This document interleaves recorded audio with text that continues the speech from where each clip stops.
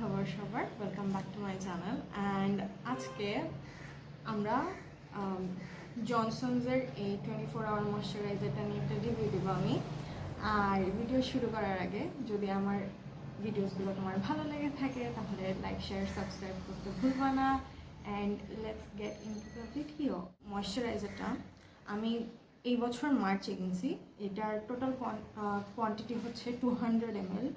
200 ml is a lot of product, ঠিক আছে। আমার 150 ml সিম্পলের যে ময়শ্চারাইজারটা আমি ইউজ করছিলাম 150 ml, সেটা আমার শেষ করতে প্রায় 6 মাসের মতো সময় লাগছে। অ্যান্ড আমি মাঝে মধ্যে হচ্ছে স্কিন কেয়ার করার সময় একটু ঢিলামি করি, মানে হচ্ছে অনেক গ্যাপ দিয়ে দিই, ঠিক আছে। মাঝে মাঝে ইচ্ছা করে না, মাঝে মাঝে ঢিলামি করি। সো এটার কারণে হচ্ছে যে আমার আরেকটু বেশি সময় যায়। সো এই জিনিসটা আমি যখন মার্চে কিনছি, খালি হয়ে গেছে। এই জিনিসটা আমি যখন মার্চে কিনি তখন হচ্ছে যে আমার সিম্পলের ময়শ্চারাইজারটা শেষ হয়ে গেছে।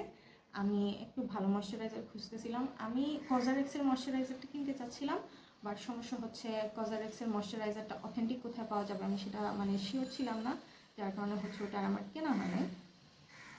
আচ্ছা, সো এই এই ময়শ্চারাইজারটা যখন কিনছি এটার ফ্রেগ্রেন্সটা অনেক সুন্দর।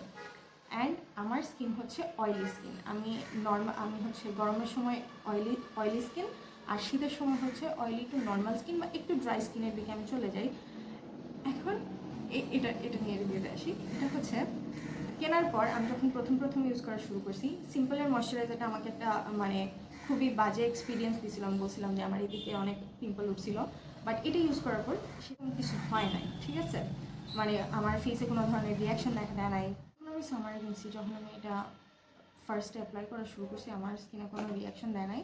বাট গরমের সময় যেটা হয় যে আমি ময়শ্চারাইজার দিলে আমার মুখটা একটু তেলতেলে হয়ে যায়, আমার স্কিনে একটু অ্যাবজর্ব করতে ময়শ্চারাইজার মানে একটু সময় লাগে, সমস্যা হয় না, সময় লাগে। যেটা হচ্ছে সিম্পলের ময়শ্চারাইজারটাও অ্যাবজর্ব করতে আমার স্কিনে সময় লাগতো, একটু বেশি সময় লাগতো। বাট এটা হচ্ছে প্রায় 5 মিনিটের মধ্যে ভালোভাবে স্কিন ময়শ্চারাইজড হয়ে যায়। অ্যান্ড হচ্ছে যে তেমন কোনো সমস্যা নেই।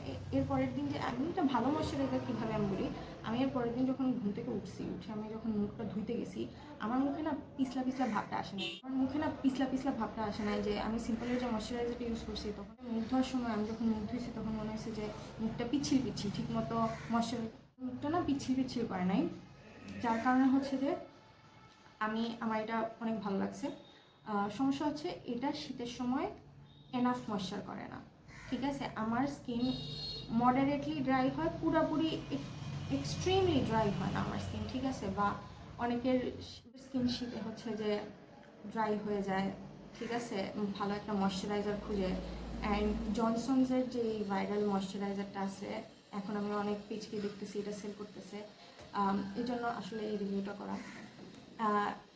দ্য থিং ইজ, এটা যদি আপনি মানে গরমকালে অয়েলি, শীতকালে যদি আপনি নর্মাল টু ড্রাই স্কিনের হয়ে যান, এটা আপনাকে এনাফ ময়শ্চারাইজ করবে না।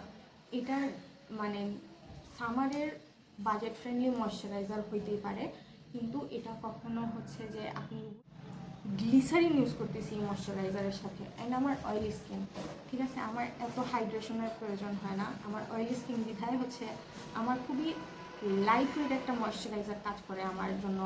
যে সেখানে হচ্ছে যে আমার এটার সাথে গ্লিসারিন, ওই যে হচ্ছে যে মেরিলের যে গ্লিসারিন স্প্রেটা আছে ওইটা দিয়ে মিক্স করে তারপর ইউজ করা লাগতেছে, তখন আমি বুঝতেছি যে না, আমি একটু হাইড্রেশন পাচ্ছি।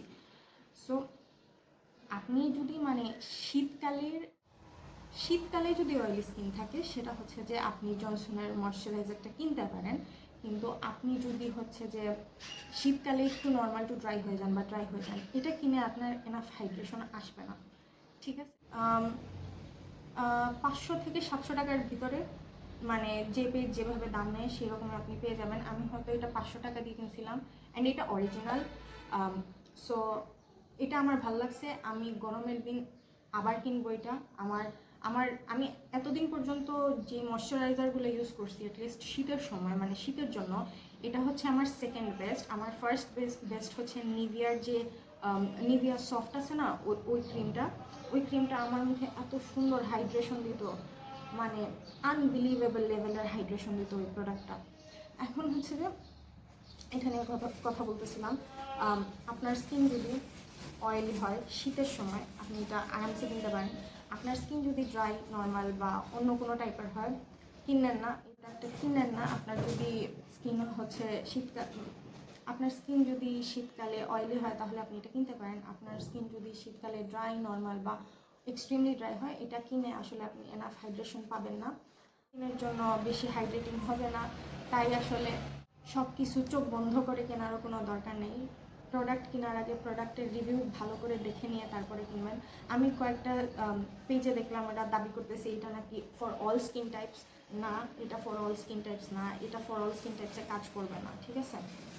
অ্যান্ড আপনাদের যাদের সেন্সিটিভ স্কিন আছে, এটাতে কিন্তু ফ্রেগরেন্স আছে, এত স্ট্রং না, মাইল্ড একটা ফ্রেগরেন্স আছে, যেটা হয়তো আপনার মানে একটু স্কিন ইরিটেশন করতে পারে আপনার যদি ফ্রেগরেন্সের সমস্যা থাকে। এরপরে এই প্রোডাক্টটা আসলে এটার দাম অনুযায়ী অনেক ভালো একটা প্রোডাক্ট। আমি অয়েলি স্কিনের জন্য এই ময়শ্চারাইজারটা সাজেস্ট করবো, বাট অন্য কোনো স্কিনের জন্য আমি এই ময়শ্চারাইজারটা সাজেস্ট করবো না। আমার ভিডিওগুলো যদি আপনার ভালো লেগে থাকে তাহলে প্লিজ সাবস্ক্রাইব করতে ভুলবেন না। Bye bye.